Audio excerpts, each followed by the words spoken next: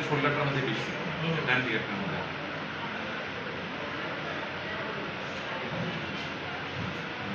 Shoulder আর বুকের মধ্যে পিছনটায়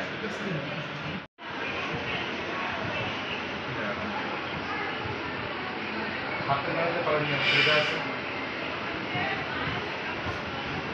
হাতের কোনটা আপনি দেখা পাবেন? এটা কি ব্যথা আছে? বইতে পারেন আপনি? বইলে বইয়ে উঠতে পারেন? হ্যাঁ,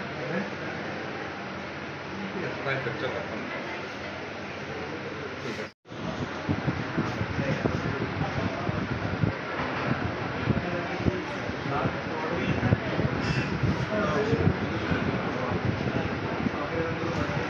এটা দেখছি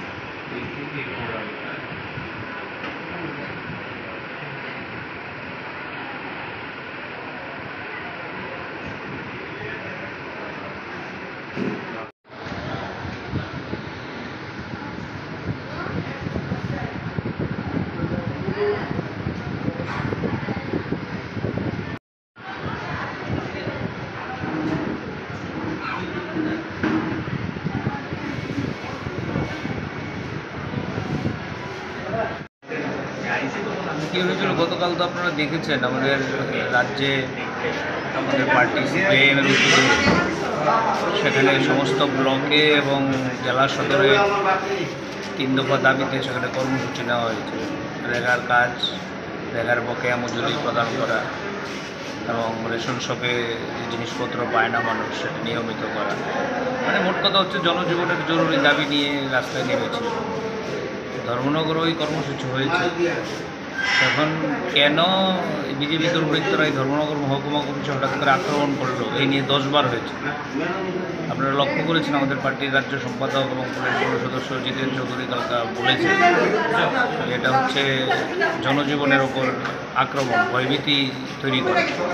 এবং কালকে ডুকলিতেও ব্লকে যখন কর্মসূচি হয়ে ওরা অফিসে গেছে তখনও এখানে আক্রমণ হয়েছে, অফিসটাকে ভেঙেছে, গাড়ি ভেঙেছে। এগুলো 2018 সালের পর থেকে নতুন কোনো ঘটনা নয়। সিপিআইএম পার্টি রাস্তায় নামতে পারবে, বিরোধী দল রাস্তায় নামতে পারবে।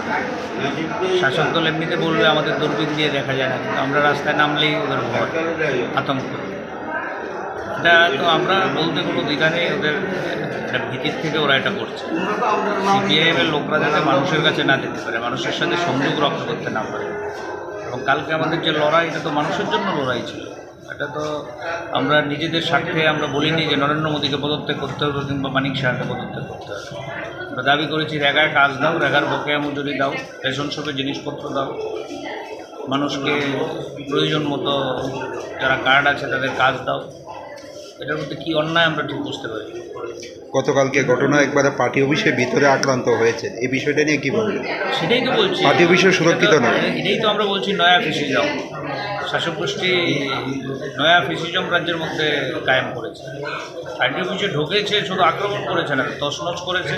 এবং আমাদের নেতৃত্বদের মেরে, একজন দেখছেন আপনারা আমাদের ক্ষেতমজুর ইউনিয়নের নেতা, পার্টির মহকুমা সম্পাদক মণ্ডলীর সদস্য কুমার নাথ, ওনার মাথা ফাটিয়েছে, দেখছেন আজকে জীবিতে ওনাকে রেফার করা হয়েছে। ওরা নিয়ে এসছি, স্ক্যান হবে। শারীরিক অবস্থা কীরকম দেখে? শারীরিক অবস্থা তো ডাক্তাররাই ঠিক করবেন, সিটি স্ক্যানের পরে ওনারা সিদ্ধান্ত নেবেন।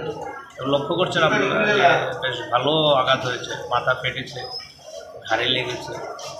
এই বিষয়টা নিয়ে এখন অবধি আপনার আইনের কোনো দ্বারস্থ হয়েছেন? আমরা তো পুলিশ আইনের দ্বারস্থ, আমরা পুলিশই তো নিষ্কর্মা, পুলিশই তো ভূমিকা গ্রহণ করছে না। কালকে তো আমতলী থানার থেকে নাগের ডগার হচ্ছে Dukli office, Dharmanagar subdivision headquarter, জেলা হেডকোয়ার্টার, ওখানে এই ঘটনা ঘটেছে। কার কাছে নালিশ করবো আমরা? ওনার নামটা কি বললেন? কুমার নাথ।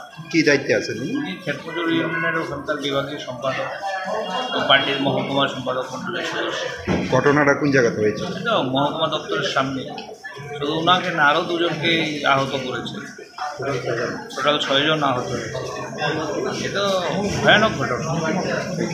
ঘটনা হয়েছিল গতকালকে দুপুরবেলা আনুমানিক 12:10 নাগাদ ধর্মনগর পার্টি অফিসে বসে যখন ওরা কাজ করছিল, রুটিন কাজ করছিল, তখন অতর্কিতে এসে অ্যারাউন্ড 100 জন হবে বাইক নিয়ে এসে পার্টি অফিসের মধ্যে ঢুকলো। ঢুকে যাদেরকে পেয়েছে সবাইকে পার্টি অফিস থেকে বের করে তারা মেরেছে। তো মারার পর 6 জন আহত হয়েছে। সবচেয়ে বেশি আহত হয়েছে হরকুমার, যাকে জীবিতে আমরা এই মুহূর্তে এখানে ট্রিটমেন্টের জন্য নিয়ে আসা হয়েছে। ডক্টর চেক করছেন। একজনকে নেওয়া হয়েছে কৈলাসহরে, দুজনকে নেওয়া হয়েছে করিমগঞ্জে, বাকিরা ধর্মনগরের লোকাল হসপিটালে প্রাইমারি ট্রিটমেন্টের পর তাদেরকে ছেড়ে দেওয়া হয়েছে। আনুমানিক কতজন আহত হয়েছে? টোটাল 6 জন আহত হয়েছে। যারা আক্রমণ করেছে তারা কি কোনো একটা দলের তারা সবাই বিজেপি দলের কর্মী। এই যে হঠাৎ করে আক্রমণের মানে কারণটা কি? এটার মেইন কারণ যেটা তো আইডেন্টিফাই করা যাচ্ছে না, তবে এটা আমরা অনুমান করছি যে বর্তমানে যে ত্রিপুরার যে অর্থনৈতিক অবস্থা এবং বেকারদের যে দীর্ঘভাবে তাদের বঞ্চনার অভিযোগে ম্যাক্সিমাম জনগণ সরকারের এগেনস্টে যেখানে মুখ খুলতে আওয়াজ উঠাতে শুরু করেছে, তাই জনগণকে ডাইভার্ট করার জন্য তাদের একটা অপপ্রচেষ্টা। পরপর আপনারা আক্রান্ত হচ্ছেন, কি বলবেন এই ঘটনা? এটাই বলবো, সুশাসন বলে যে আমাদের বর্তমান গভর্নমেন্ট সুশাসন, প্রতিনিয়ত সুশাসন বলছে, সুশাসন বলতে কিছু নেই। না আছে এখানে কর্মসংস্থানের ব্যবস্থা, না আছে শাসন ব্যবস্থা, এবং বেকার যুবকদের বড় একটা অংশ নেশার বাণিজ্যের মধ্যে যুক্ত হচ্ছে। সেখান থেকে লাগাতার যেখানে বামপন্থীরা আন্দোলন করছে, দেশবাসীকে এবং ত্রিপুরাবাসীকে একটা সুন্দর পরিবেশ দেবে এবং গভর্নমেন্টকে যাতে এই সমস্ত দিকে নজর দেয়, যাতে এই নেশা বাণিজ্য বন্ধ হয়, বেকারদের চাকরি জায়গার ব্যবস্থা করা হয়, এগুলি যেহেতু করতে পারছে না, সেই জন্য তারা অন্যভাবে আমাদেরকে আন্দোলন বন্ধ করার জন্য তাদের একটা ব্যর্থ পদক্ষেপ। আপনাদের তরফ থেকে কোনো অভিযোগ করা হয়েছে থানাতে বা পুলিশে? আমি যেহেতু বিধানসভাতে আমার মিটিং ছিল, আমি গতকালকে যখন ঘটনা ঘটে তখন বিধানসভাতে আমার অ্যাসুরেন্স কোর্টের মিটিং ছিল, তাই আমি এখন পর্যন্ত এই ব্যাপারে আইনি কী ব্যবস্থা নেওয়া হয়েছে ধর্মনগরে আমি যেতে পারিনি, তাই আমি পরবর্তী সময় আপনাকে জানাতে পারবো। এই ঘটনায় যারা জড়িত তাদেরকে শনাক্ত করা হয়েছে বা আপনারা কাউকে চিনেন?